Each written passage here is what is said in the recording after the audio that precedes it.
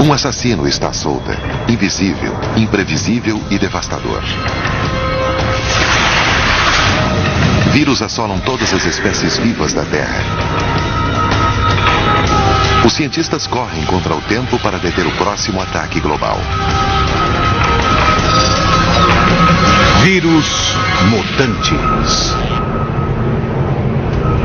Durante séculos, os vírus eram desconhecidos. Mesmo hoje, sua capacidade de mutação e de se espalhar rapidamente surpreende os cientistas. Apesar de tudo, vírus nada mais são do que pacotes de genes dentro de um envelope de proteína. Eles só podem se reproduzir quando invadem uma célula hospedeira. Proteínas na superfície do vírus são o segredo para sua capacidade destrutiva. As proteínas se prendem às células de organismos vivos. Eles usam o próprio DNA ou RNA, moléculas que carregam ou transmitem informações genéticas para se reproduzirem dentro da célula. Vírus de RNA são os mais mortais porque sofrem mutação facilmente. Essa categoria de alto risco inclui os chamados vírus da SARS. Novembro de 2002. Uma doença respiratória desconhecida surge no sul da China. Em poucos meses, a SARS contaminou 8.000 pessoas e matou quase 800.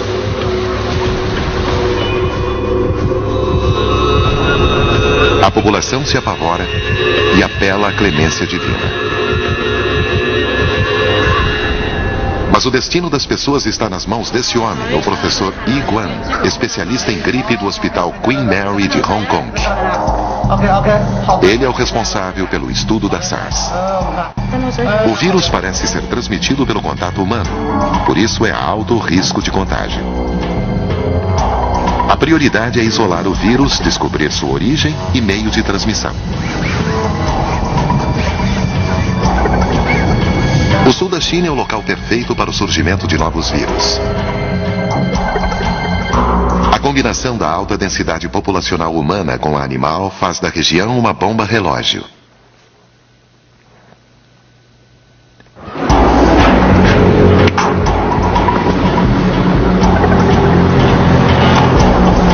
Inspeções em fazendas de animais selvagens revelaram civetas portando o vírus da SARS.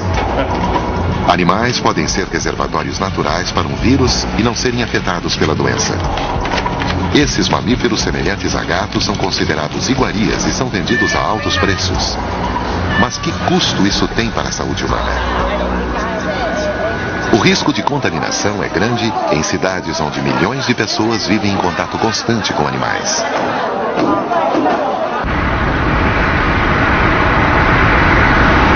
O professor Guan viaja disfarçado para não alarmar a população. Nenhum carro oficial, nem roupas brancas. Ele está em busca de fatos. O mercado de aves é monitorado de perto como possível vetor da doença.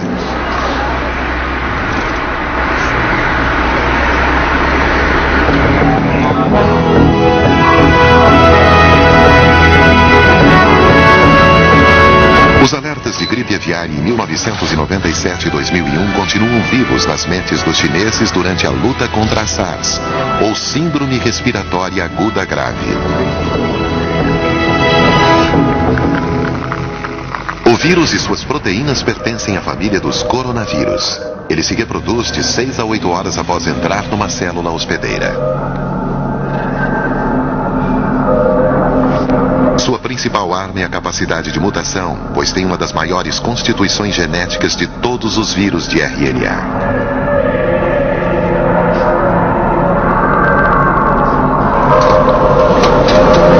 No início, as autoridades mantiveram a SARS em segredo.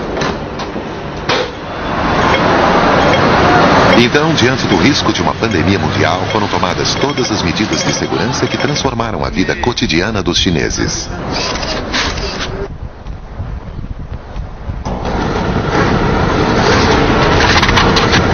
Enquanto a maioria dos chineses fica em casa, o professor Guan atravessa a fronteira diversas vezes para rastrear o vírus da SARS.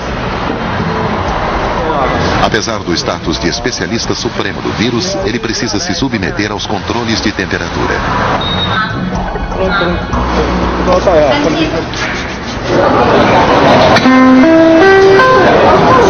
leis sanitárias são extremamente rígidas.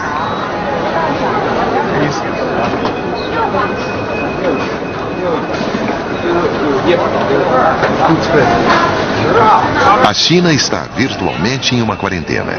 Os principais aeroportos fazem controle térmico dos passageiros. Todos com temperaturas acima do normal são examinados.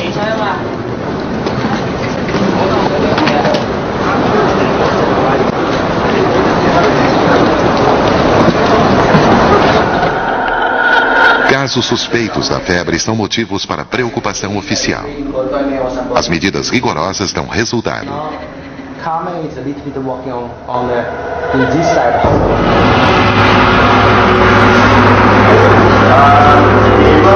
O vírus para de se espalhar quase tão rapidamente quanto começou. Mas o professor Guan e sua equipe continuam atentos. Médicos e enfermeiras não têm dúvidas de que a SARS irá retornar. O professor Guan imagina que o próximo surto será ainda pior, porque o vírus irá sofrer mutação para sobreviver. Sempre que um novo vírus como o da SARS ameaça a humanidade, os cientistas relembram da gripe espanhola de 1918.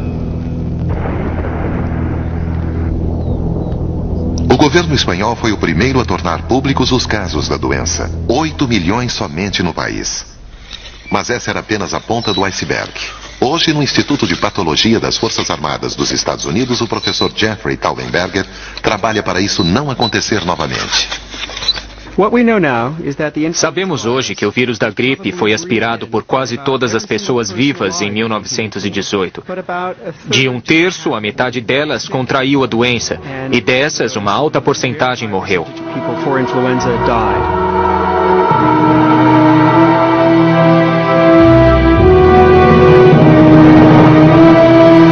A epidemia foi muito mais letal do que a Primeira Guerra Mundial.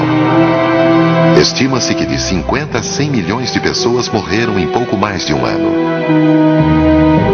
As vítimas ficavam azuladas, os pulmões se enchiam de fluidos e elas literalmente morriam em questão de dias, às vezes horas. Quase metade das vítimas americanas na guerra morreram assim. Na época, ninguém suspeitava de um vírus. Os arquivos das Forças Armadas Americanas guardam o segredo da gripe espanhola.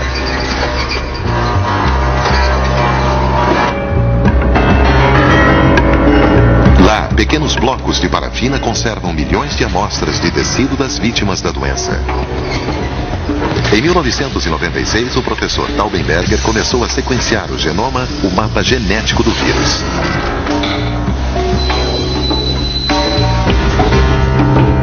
Mas o banco de tecidos não tinha amostras em condições boas o bastante para produzir um retrato completo do assassino. Seria necessária a ajuda de um investigador de vírus para conseguir mais amostras. Voltaremos a seguir Assassinos Microscópicos no Nat Geo. O Dr. Johann Houghton, patologista forense aposentado, uniu-se ao professor Taubenberger na investigação da gripe de 1918. Um dia, um visitante disse que alguém deveria ir ao Alasca procurar no solo gelado vítimas da gripe de 1918. Assim que eu vi isso, soube que seria eu. Seria a segunda expedição do Dr. Houghton ao Alasca. A primeira foi em 1951. A vítima número 11 me chamou a atenção. Eu fiquei muito feliz quando a descobri. Eu sabia que era ali que encontraria material genético da gripe de 1918. Essa é uma foto da mulher que encontrei a 2 metros no solo congelado do Alasca. Ela morreu na pandemia de gripe em novembro de 1918 e seu corpo foi mumificado. Ela era obesa em vida, por isso os órgãos internos foram bem preservados. E consegui boas amostras dos pulmões para você.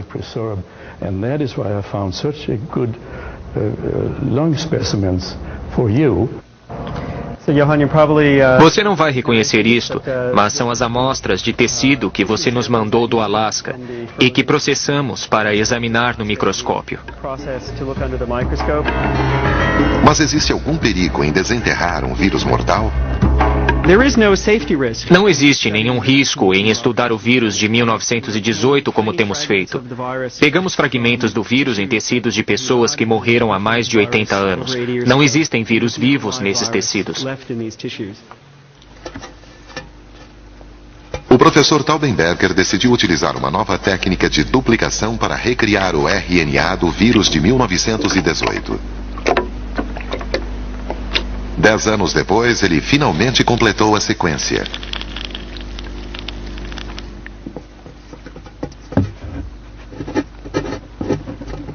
Análises dos genes e das proteínas revelam pequenas mutações, que devem ter sido suficientes para o vírus enganar o sistema imunológico humano. Achamos agora que o vírus de 1918 surgiu de uma forma muito incomum de gripe aviária e adaptou-se aos humanos ao longo de 2 anos. O que não sabemos dizer é em que parte do mundo isso ocorreu.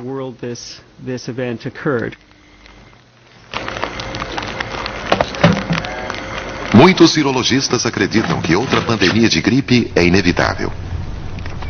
Isso levanta a questão: ela pode ser prevista? A região de Camargue, no sul da França, é um laboratório natural para o estudo de vírus.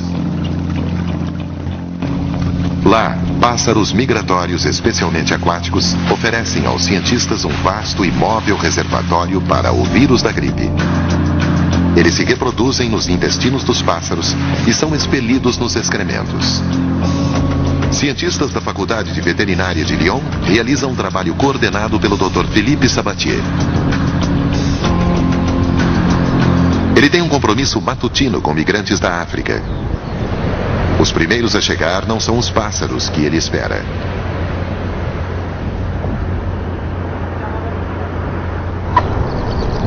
Incrível, ela parece exausta.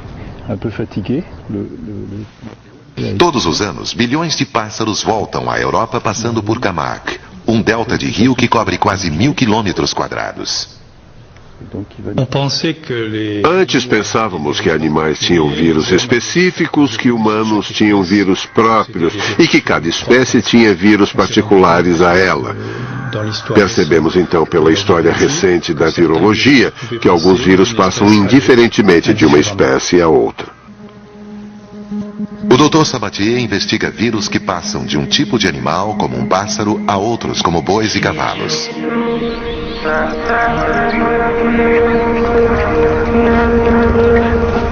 Fazendeiros locais ajudam a monitorar os animais para que os cientistas acompanhem os vírus aviários.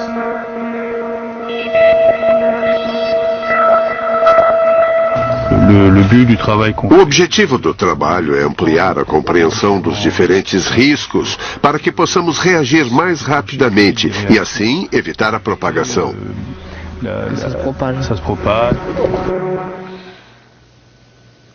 Felizmente, a barreira das espécies não é tão fácil de atravessar. Um vírus se torna contagioso quando ele se adapta à acidez, à genética e ao ambiente proteico do hospedeiro. Para colonizar um diferente hospedeiro, ele sofre mutação. O maior temor é que um vírus levado por um animal possa infectar a mesma célula infectada por um vírus humano.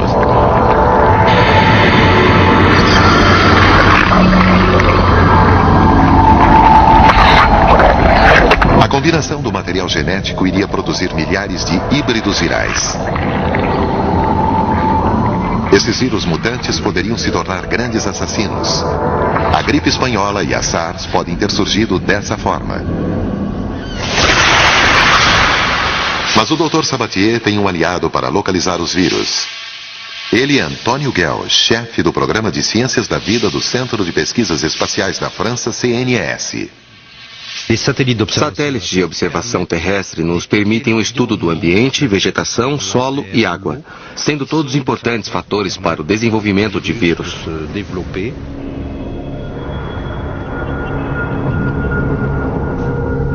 À A missão é impedir catástrofes dignas de filmes de ficção como O Enigma de Andrômeda, de 1971. Está crescendo. O que está fazendo? Desligue o oxigênio, coloque-o no ar ambiente. O ar é denso com Andrômeda. Teste com sua própria vida, droga. Andrômeda vai se espalhar por toda parte. Nunca se livrarão disso. Faltam 5 minutos para a autodestruição.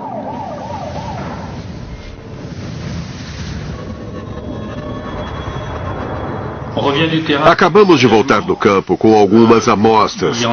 Deve haver alguns positivos. Vamos mandá-las para o Instituto Pasteur para isolar o vírus. Tem alguma informação do satélite que possa sugerir um risco de epidemia hoje? Antônio Guel e Philippe Sabatier fazem parte de um programa de monitoramento global chamado BIRD. O objetivo é reduzir o risco de propagação de vírus por pássaros migratórios. Ao instalar microtransmissores nos pássaros, cientistas podem acompanhá-los por toda parte. Pelas últimas transmissões das garças, algumas chegaram à costa oeste da África, próxima à Mauritânia. As paradas dos pássaros e seus destinos finais são registrados. E a região de Camargue é dividida em habitats.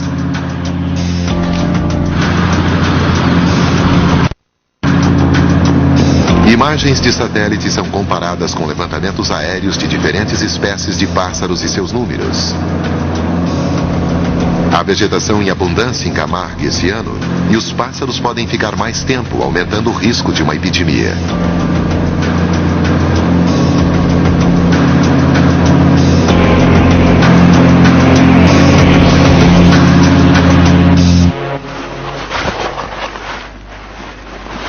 Monitorar os gansos não será fácil. Eles não são naturalmente cooperativos.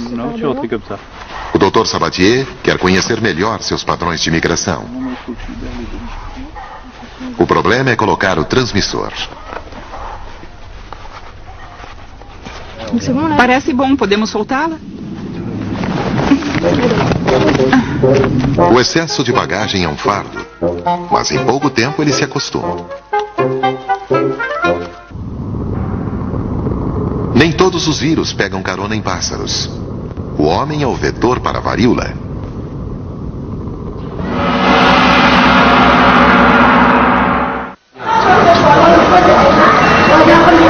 Em Calcutá, Swapananda é um milagre vivo. Ele contraiu varíola quando era criança. Todas as noites ele reza para Sitala Mata, a deusa da varíola, por ter poupado sua vida.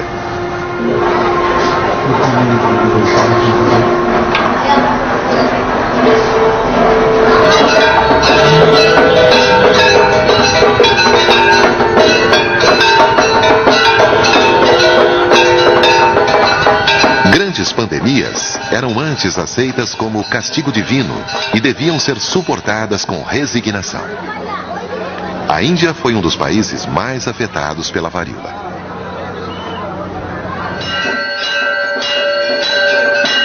Antes da vacinação em massa, a única esperança era a oração.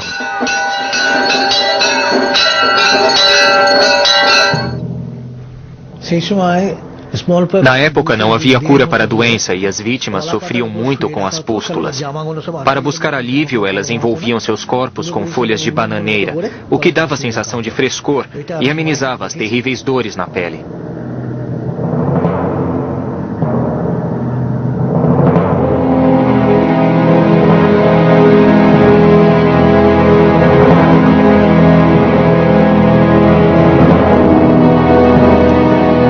Aqueles que sobreviviam ficavam marcados para sempre.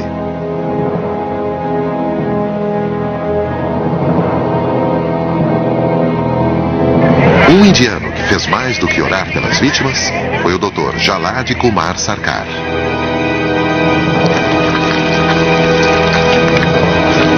O Dr. Sarkar nasceu para a ciência. Ele fundou o primeiro grande laboratório de virologia da Índia e ajudou no Programa Nacional de Vacinação. Ele lembra como a população dos vilarejos se apegava à religião e recusava a vacina no início.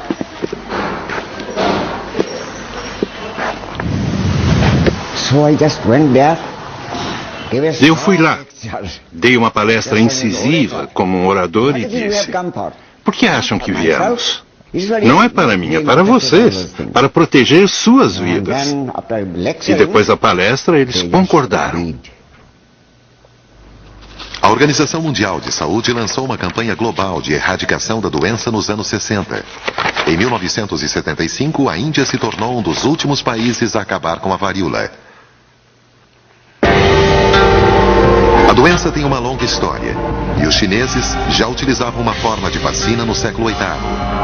A imunização era feita inalando-se um pó feito com uma crosta formada nas vítimas. Mais tarde, na Europa, o pó era administrado por inoculação, num método conhecido como variolação. Foi o primeiro passo na guerra total contra os vírus.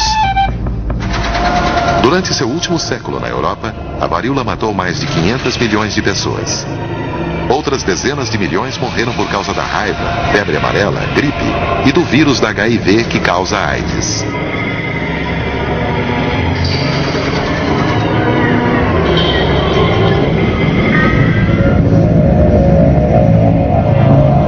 Essa é uma guerra defensiva em que o sistema imunológico humano precisa utilizar armas que estão em constante mudança. Cada mutação viral representa uma ameaça diferente para o nosso sistema imunológico.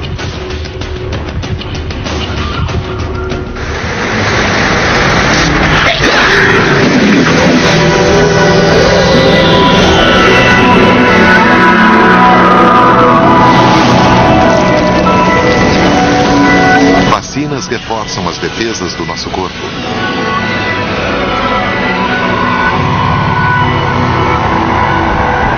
Elas treinam o sistema imunológico para reconhecer o invasor.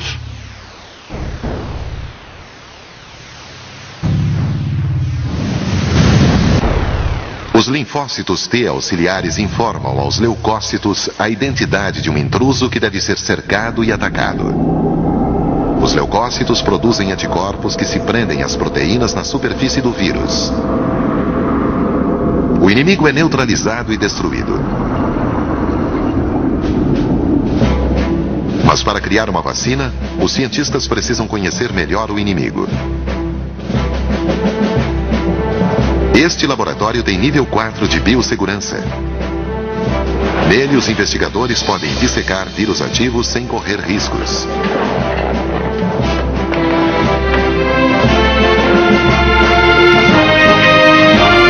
Vírus atravessam concreto e borracha. Mas graças a materiais sintéticos como poliuretano e a trajes de proteção desenvolvidos para a indústria nuclear, os cientistas podem enfrentar diretamente esse desafio.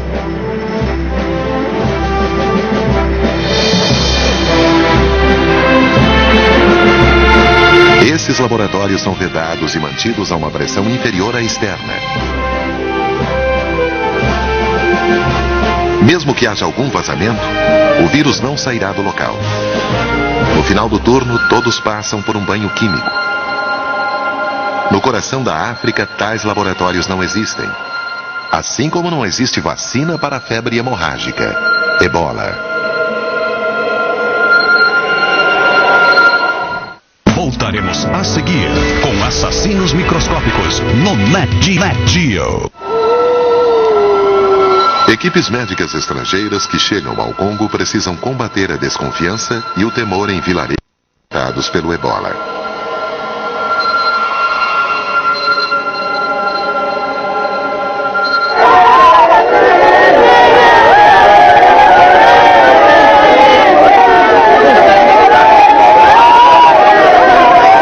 O Dr. Eric Leroy, virologista do Instituto de Pesquisa e Desenvolvimento, IRD, chega o mais rápido possível ao local. Estamos tentando entender por que algumas pessoas sobrevivem à infecção. 20% para ser preciso, e por que 80% morrem. Por isso, estamos comparando as respostas imunológicas desses dois grupos de pessoas. O Ebola tem a estrutura em forma de filamento, por isso pertence à família Filoviridae. Ele é um entre mais de 12 vírus que se espalham e matam rapidamente. O Ebola ebola ataca o sistema imunológico. Ele destrói as células que revestem os vasos sanguíneos, causando hemorragias. O ebola está na nossa aldeia. Quando as enfermeiras forem às suas casas, não as ameacem. Elas vieram salvar as pessoas do ebola. Todos que fugiram para a floresta devem voltar para a aldeia.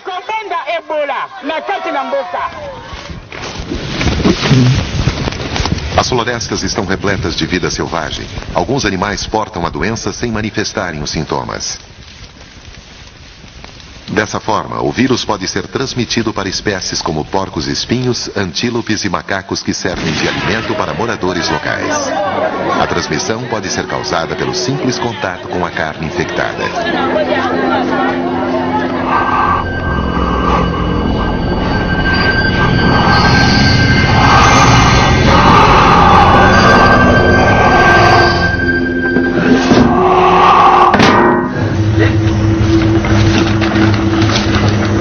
O ebola se propaga pelo contato físico e pela exposição aos fluidos corporais das vítimas.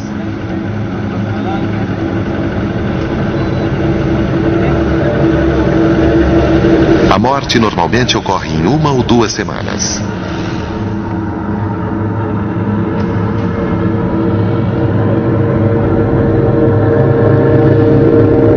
Voluntários enterram os mortos com grande cuidado para não arriscarem suas vidas. As aldeias são isoladas para romper a cadeia de contaminação. Sabia que a região estava em quarentena quando veio para cá? Sim, eu sabia. Então por que veio para cá? Queremos salvar a vida de todos. Se ficar doente e for a Brazzaville, que é uma cidade grande, e levar a doença para lá, será o fim da cidade. Equipes de voluntários locais levam o treinamento muito a sério. Eles costumam ser as primeiras vítimas.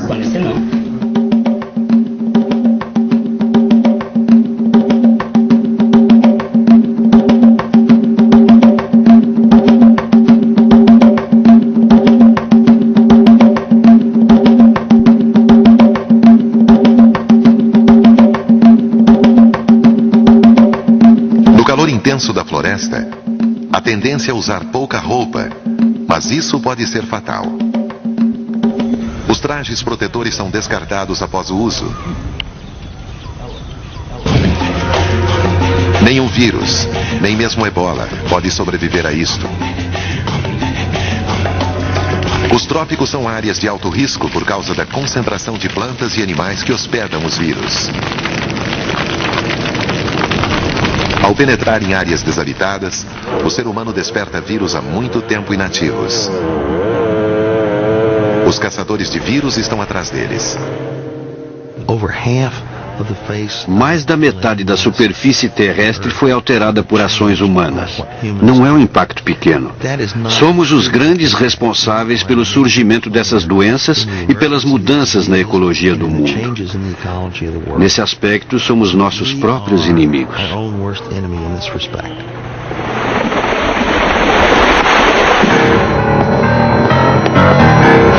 O professor C.J. Peters, da Universidade do Texas, é o pai de todos os caçadores de vírus. Ele descobriu um novo inimigo. O vírus Nipah foi descoberto na Malásia em 1999.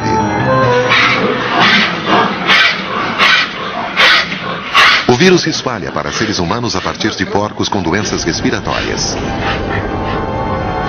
Os primeiros a contraí-lo foram criadores desses animais.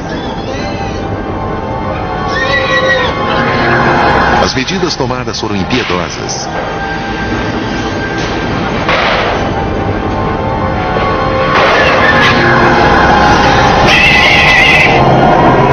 Um milhão de porcos foram mortos. Mas como eles contraem o Nipah? Pesquisadores acreditam que o vírus foi transmitido por morcegos.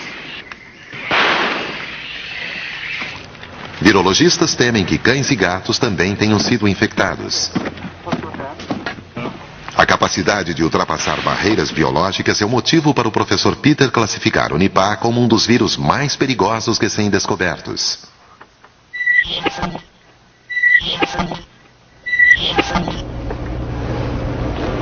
Somente vírus mortais anônimos passam pelas checagens de segurança sem identificação. Oi, posso ajudar? Um novo vírus da Ásia. Sou o Dr. Dr. Peter, posso ver se tem acesso ao prédio, por favor? Sempre me perguntam qual é o maior e qual é o pior, qual é aquele que me faz acordar suado no meio da noite.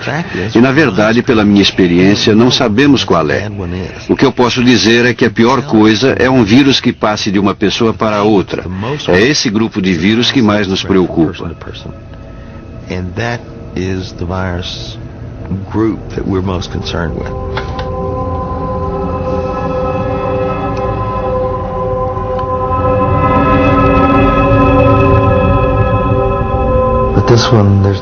Não temos muitos dados sobre esse aí. Quando a coisa acontece no exterior, não existe uma boa rede de vigilância. Não temos condições de estudar os detalhes do que está acontecendo. Isso nos coloca em risco.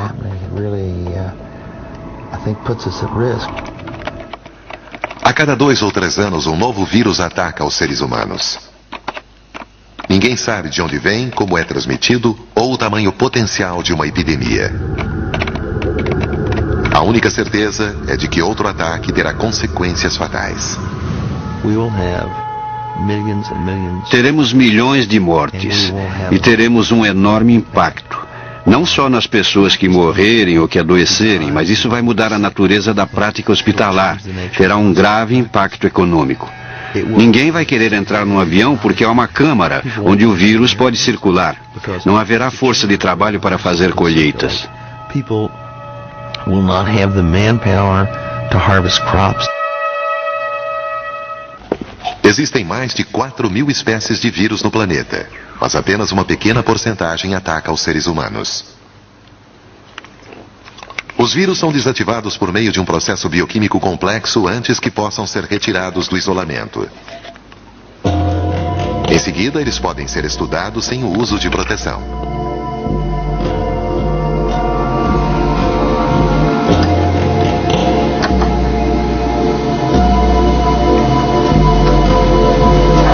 Até mesmo os caçadores de vírus mais experientes temem o momento da verdade.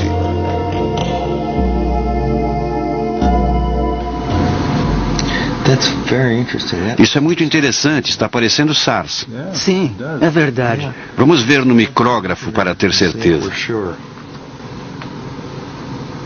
Sim.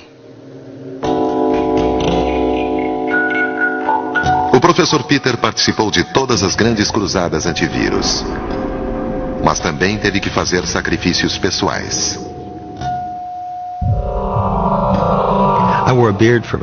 Usei barba durante 20 anos. Então, em junho de 2013, eu fui para Taiwan trabalhar no combate à SARS e percebi que precisava usar uma máscara que se encaixasse perfeitamente no meu rosto para poder me proteger. Então, a barba tinha que ser raspada.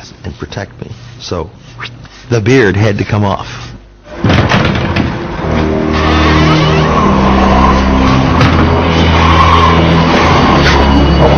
O professor Peter não faz mais o trabalho de campo. Outros caçadores de vírus ocuparam seu lugar. O biólogo Luiz Eloy Pereira e sua equipe do Instituto Adolfo Lutz, em São Paulo, investigam a vítima de uma doença desconhecida. É puro trabalho de detetive. Em seguida, eles vão a campo em busca de pistas sobre a localização do assassino.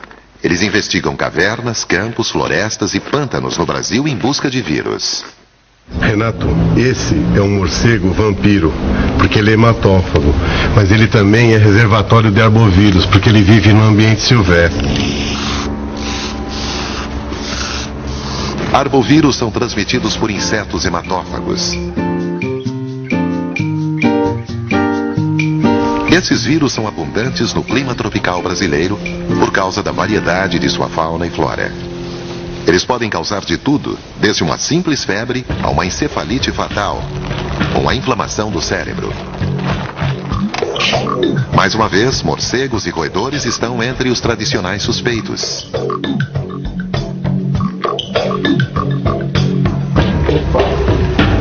Daqui para infectar. De todos os arbovírus conhecidos, centenas deles são encontrados no Brasil.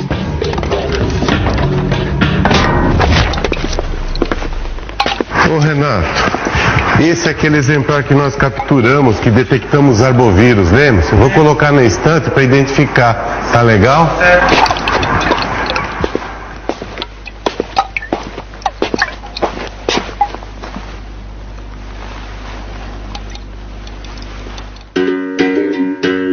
O professor Pereira não só estuda a identidade dos vírus, mas também o modo como atravessam as fronteiras do Brasil. Além dos roedores, os pássaros também são portadores.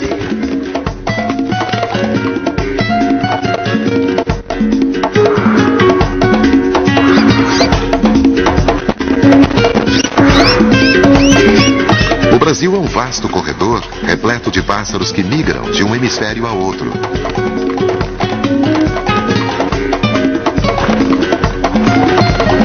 Qualquer um desses pássaros pode ser picado por mosquitos que portam o vírus.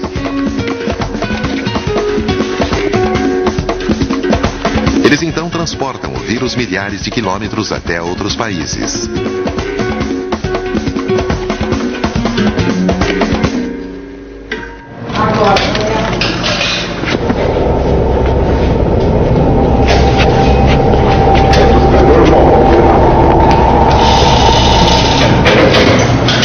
Eu venho há 35 anos caçando vírus. Eu e minha equipe conseguimos isolar 25 vírus novos para a ciência, como o Rossio, o São Luís.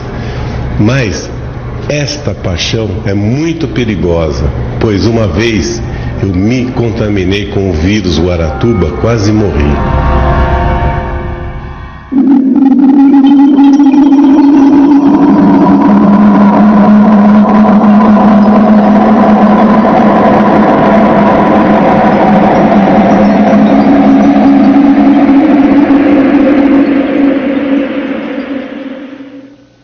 Todo ano, o Instituto Adolfo Lutz testa 30 mil amostras de vírus coletados em animais e seres humanos. Até a invenção do microscópio eletrônico nos anos 30, os pesquisadores nada podiam ver. Diferentes das bactérias, visíveis sob um microscópio óptico, os vírus são tão pequenos que precisam ser ampliados dezenas de milhares de vezes. Mesmo assim, as proteínas na superfície do vírus parecem apenas vagos contornos.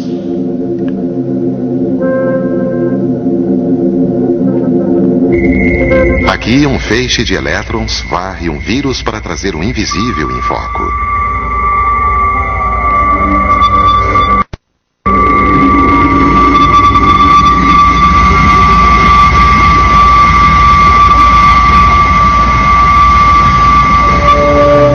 Um fio de cabelo tem 1/100º de milímetro de espessura. Um esporo de bolor, alguns milésimos. Uma bactéria pode ter apenas 1 milésimo. No mundo dos vírus, o da varíola é um dos maiores, com 2 milionésimos de milímetro. Os coronavírus e rinovírus chegam a ter 2/10 milionésimos de milímetro. Os números surpreendem, mas para virologistas como o Dr. Jean-Yves Gros, eles são vitais. Para o especialista, os números revelam os primeiros segredos de uma galáxia desconhecida. No Instituto de Virologia Molecular de Wisconsin, a principal arma do Dr. Jean-Yves contra vírus é a informática. Ele mede o vírus em 3 dimensões. O objetivo é produzir réplicas exatas dos vírus originais.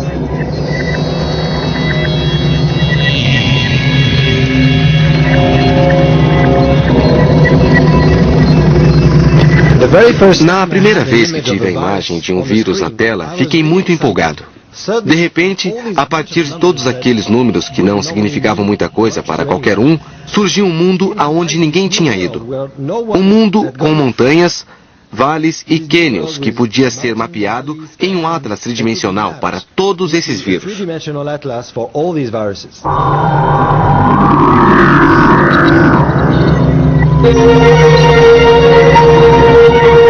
Agora que conhecemos a aparência do inimigo, podemos começar a entender sua linha de ataque.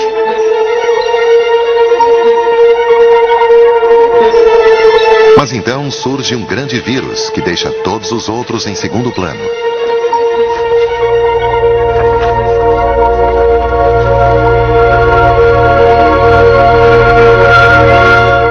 Voltaremos a seguir Microscópicos no Nat Geo.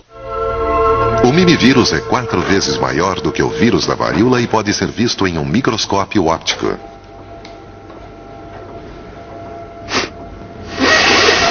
Mimi foi encontrado em um sistema de refrigeração em Bradford, na Inglaterra, em 1992. Por muito tempo ele foi considerado uma bactéria por causa do tamanho e da composição genética complexa. O microbiologista francês Didier Raoult, da Universidade do Mediterrâneo, em Marsella, recorda o primeiro encontro com Mimi.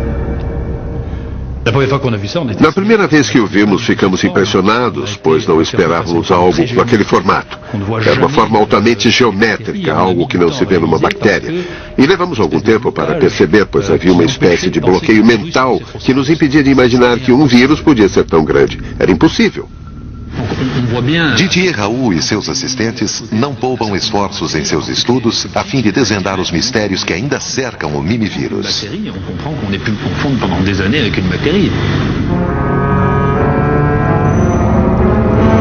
Quando a equipe do Dr. Raoult sequenciou o genoma de Mimi, eles descobriram que 80% de seus genes não existiam em nenhum outro lugar. Uma característica típica de vírus. O mimivírus nos mostra que sabemos muito pouco sobre vírus. Algumas formas deles extremamente curiosas foram descobertas no fundo do mar, na lama, na água. Mas, de modo geral, o mundo deles ainda está por ser descoberto.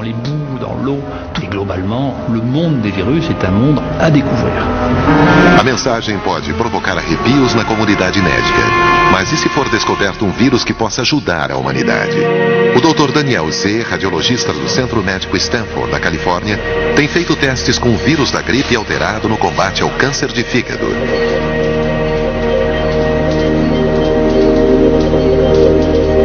Injetado na artéria que leva ao fígado, o vírus extermina células cancerosas sem danificar tecidos saudáveis. Havia uma mulher no início do século XX que tinha câncer cervical. Contraiu uma forma grave de gripe e o câncer regrediu. As pessoas notaram, mas não sabiam ao certo por quê. Ficou no subconsciente de muita gente durante décadas, gerações, que talvez possamos usar vírus como uma arma contra o câncer.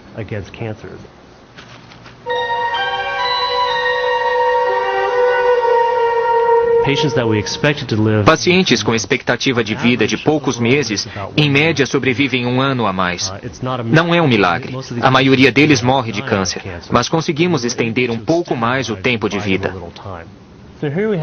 Aqui temos a tomografia de um paciente que passou pelo teste com o vírus Onyx. Na época da apresentação, ele tinha um câncer de cólon que já tinha se espalhado e pode-se ver que existem várias áreas escuras no fígado que representam os tumores. Após ser tratado com o vírus Onyx, 7 meses depois fizemos novas tomografias que revelam que a maior parte dos tumores desapareceu totalmente.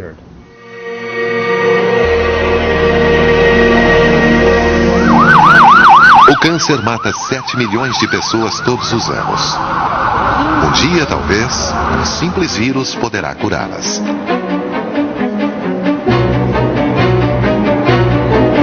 Os pesquisadores estão utilizando o maior inimigo do homem para outras curas. O professor Anthony Van Den Poel, da Faculdade de Medicina de Yale, aplica o comportamento viral no cérebro humano. Ele usa vírus para localizar e matar tumores cerebrais e para levar um gene que falta a uma célula defeituosa. Nosso cérebro contém 100 bilhões de células. Manipulando seus códigos genéticos, os vírus podem buscar determinadas células para matá-las ou curá-las. Mas como saber o que está acontecendo?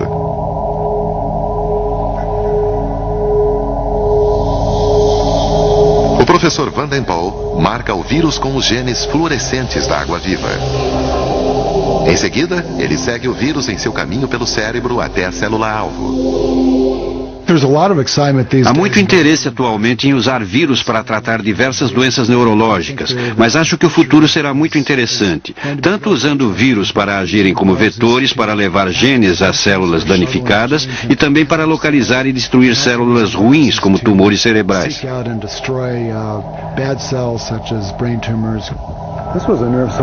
Essa era uma célula nervosa que foi infectada por um vírus e o comportamento da atividade elétrica parece normal, não acha?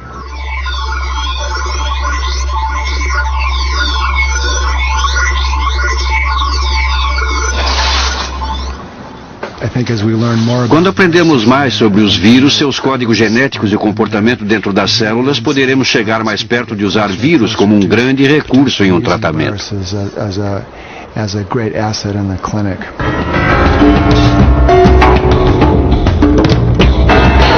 Se os vírus podem destruir células tumorais e prolongar a vida de células saudáveis, seriam eles a resposta para a juventude eterna?